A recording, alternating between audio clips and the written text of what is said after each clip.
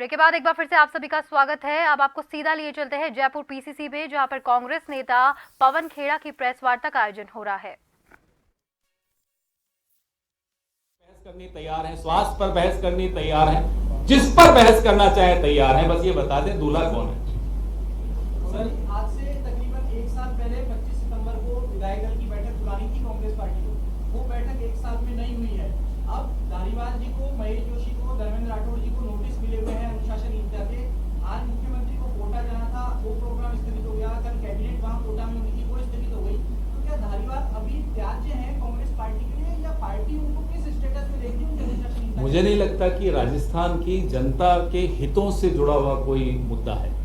Party का आंतरिक मसला है, पार्टी को मालूम है उसको कैसे उसका निस्तारण करना है।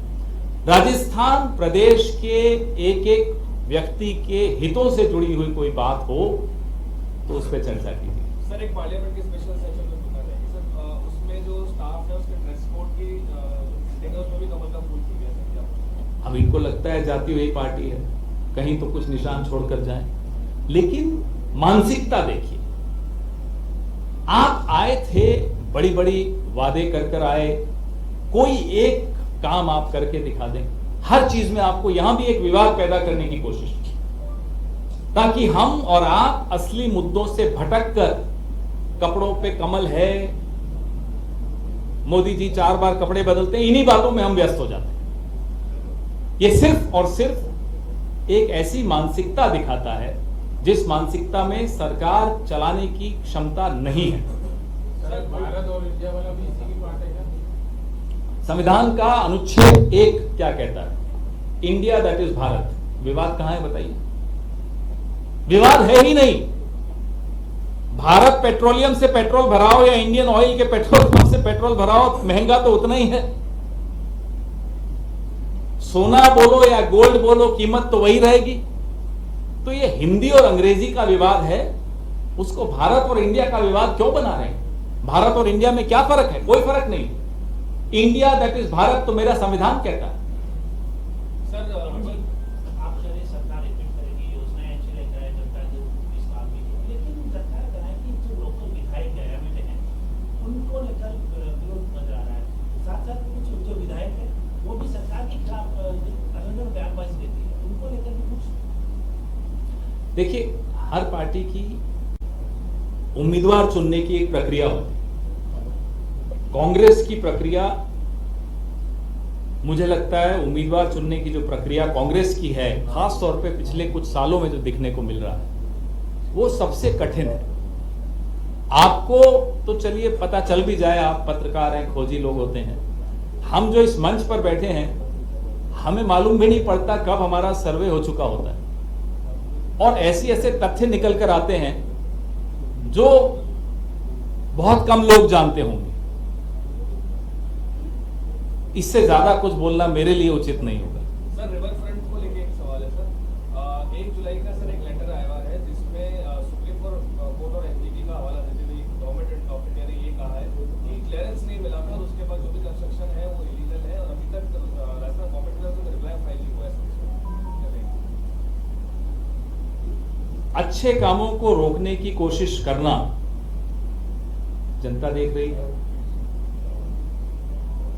पूरे देश में एक मिसाल बना हुआ है ये, जो देख रहा है वो हैरान हो रहा है। जवाब जाएगा वो आपको मालूम पड़ ही जाएगा, लेकिन जवाब जो जनता देगी वो सबको सुनाई देगा।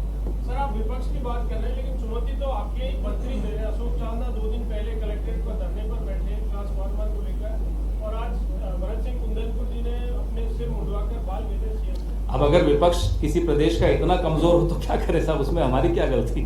अब विपक्ष इतना कमजोर है कि फिर हम आपस में ही कर लेते हैं, उसमें क्या होगा? सरकार पे, ब्यूरोक्रेसी पर, अफसरशाही पर दबाव रहना जरूरी है, नकेल रहनी जरूरी है। अगर उसमें भाजपा कमजोर हो जाए तो फिर आपको क्या लगता है कि हम उनको छोड़ दें इस ब्यूरोक्रेसी को? नकेल रहना जरूरी है क्या? नकेल नहीं है कि सरकार की सीएम कमजोर? कई बार कोई कमजोरी की बात नहीं होती, कई बार अफसरशाही भी टेस्ट कर रही होती कि कहीं सरकार कमजोर तो नहीं पड़ रही।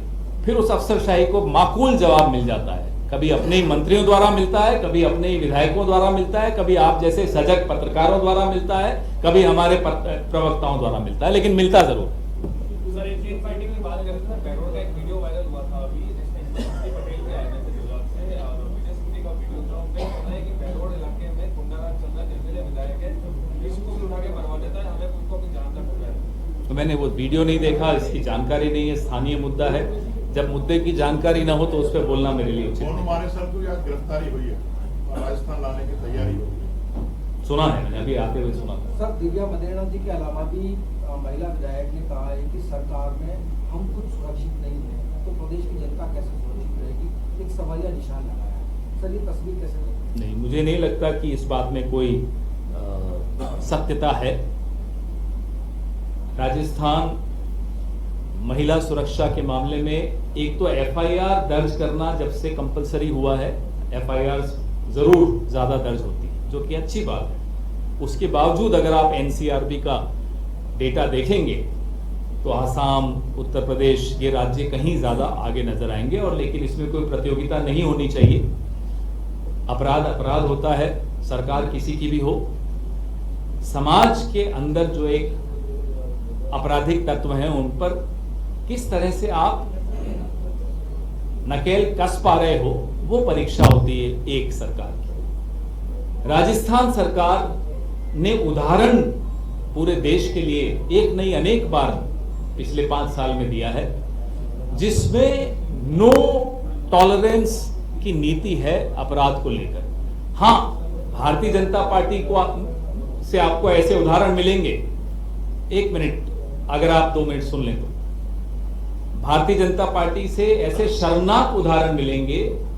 कठुआ में जब एक बालिका का बलात्कार हुआ तो बलात्कारियों के पक्ष में झंडे उठाकर नारे लगाते हुए भारतीय जनता पार्टी के उस वक्त के जम्मू कश्मीर के 2 मंत्री शामिल थे। यही उन्नाव में हुआ, यही हाथरस में हुआ। यह उदाहरण आपको सिर्फ और सिर्फ भारतीय जनता पार्टी में मिल सकता है, कांग्रेस में कभी नहीं मिल सकता। कांग्रेस पार्टी की सरकारें नो टॉलरेंस में विश्वास रखती हैं जब भी कोई अपराध होता है, खास तौर पे महिलाओं के बारे में, महिलाओं के खिलाफ कोई अपराध हो। सर आपने सारे मुद्दों पर बात करी, 94% आपने कहा सारे काम हो चुके हैं। बीजेपी के लिए आप क्या मुद्दा छोड़ेंगे, कुछ पता है? अगले 5 साल हम चाहते हैं कि एक मजबूत विपक्ष बनकर वो 5 साल और मेहनत करे, और 5 साल बाद शायद उनको कोई दूल्हा मिल जाए। सर आपके अकॉर्डिंग कितने दूल्हे हैं फॉर्म पर? दूल्हे बहुत हैं उनके यहाँ। रोज सुबह उठो तो एक नया दूल्हा आ जाता है। तो अभी लास्ट काउंट तक 5-6 दूल्हे हो गए हैं। आने वाले दिनों में शायद बढ़ जाए, घट जाए, देखते हैं। सर कांग्रेस का दूल्हा कौन? अरे हमारी तो सरकार है, हमसे क्यों सवाल पूछे? विपक्ष से सवाल पूछिए। हमेशा विपक्ष से सवाल पूछा जाता है दिल्ली में, तो आप पहले हैं जो सरकार से सवाल पूछ रहे हैं।